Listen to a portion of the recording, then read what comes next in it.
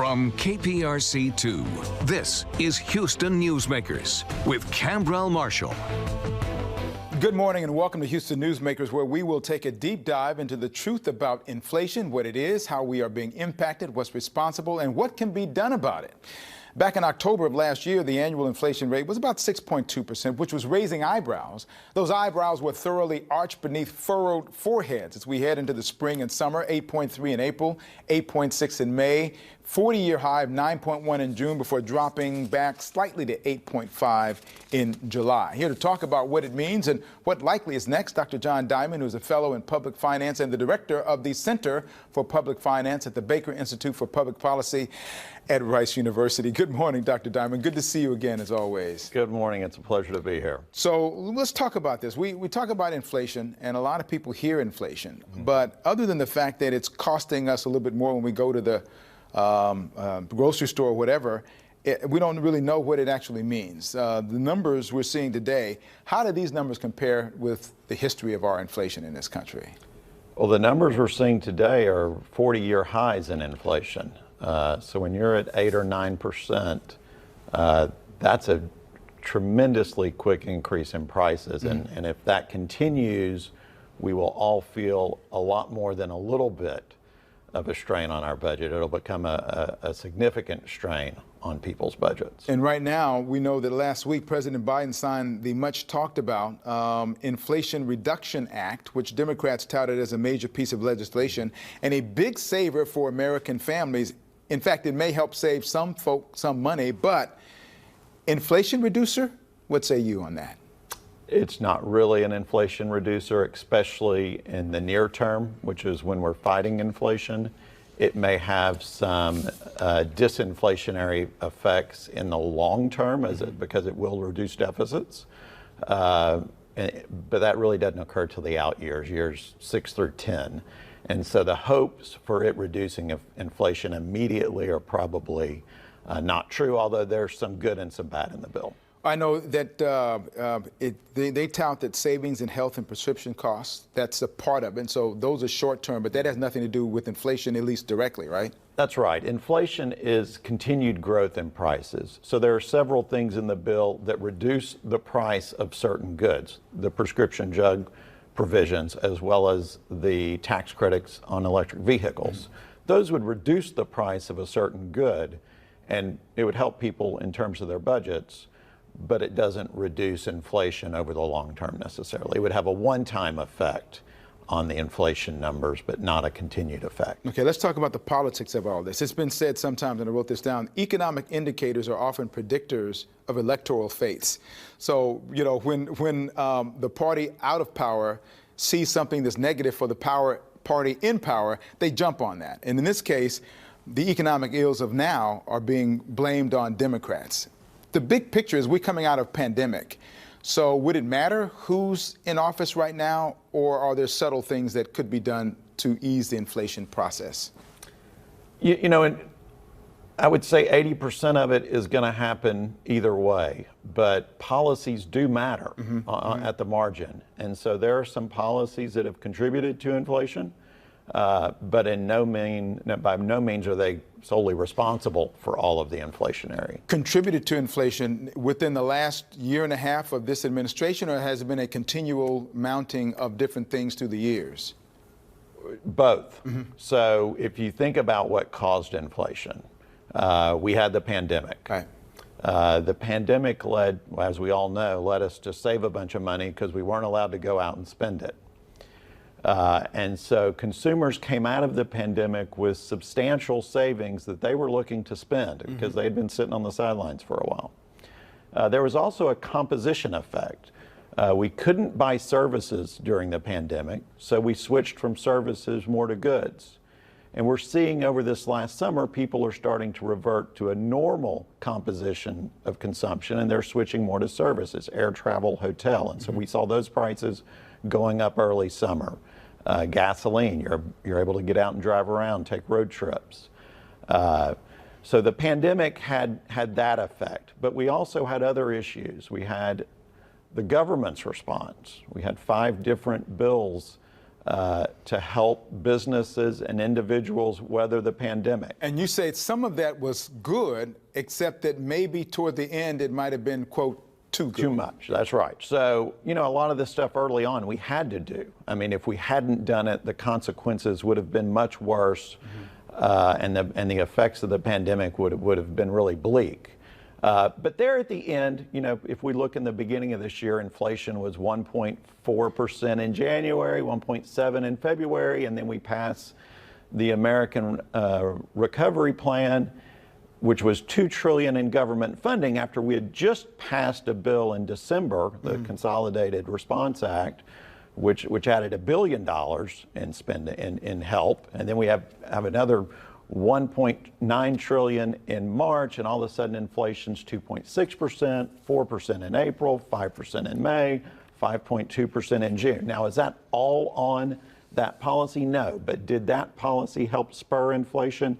Absolutely. That was probably too much, too late. Like that would have been better earlier on, but it was too much once we were in that spot in March. So what did the supply issues have to do with all of this? Because we have that pent-up energy of people wanting things. The pandemic started in China, and then the pandemic supply issues kind of started in that part of the world as well. Yeah, so consumers are flush with money. They want to buy goods. Producers, well, they had no workers. Their supply chains were broken. They had no goods. They had to start producing goods. And you just don't, it's just not like you just get stuff. I mean, it's a very complicated process to get all of your inputs from a worldwide network of goods moving around. And so supply chains were broken.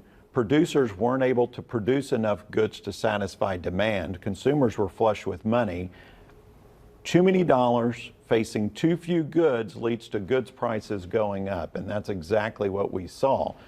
So we had the pandemic, we had the supply chain issues, we had the government response. We also had our Federal Reserve response. The Fed was printing money, purchasing assets, and lowering rates to stimulate the economy. And then we had a demographic issue. Our population is aging. A lot of those older workers who are very productive workers are on the verge of retirement. When the pandemic hit, they retired for multiple reasons. Right. They had enough saved. The pandemic was potentially dangerous for them in terms of their health. And so I think we saw a response in which more people left the labor force earlier than would have happened without the pandemic. So that tightens the labor supply market. We already have a supply chain issue. Consumers have tons of money. Perfect storm for inflation. All right, so we're going to talk more with Dr. Diamond after the break, but I want to talk about the future trends, what they are, how they show themselves, and what we all may need to look forward to as we get to see our economic history under several administrations, by the way, throughout these has led to other kinds of, maybe I don't know how they hurt or helped this inflationary process. We'll talk about that right after the break. John Diamond, the director for the Center of Public Finance at the Baker Institute for Public Policy at Rice University. We've been talking about inflation, some of the inflation realities. Let's continue to talk about the analysis, how through various administrations, from the most previous to Obama to before then to George W. Bush, that there were some deficits that were being run up. And how does that impact what we're dealing with right now as far as inflation is concerned?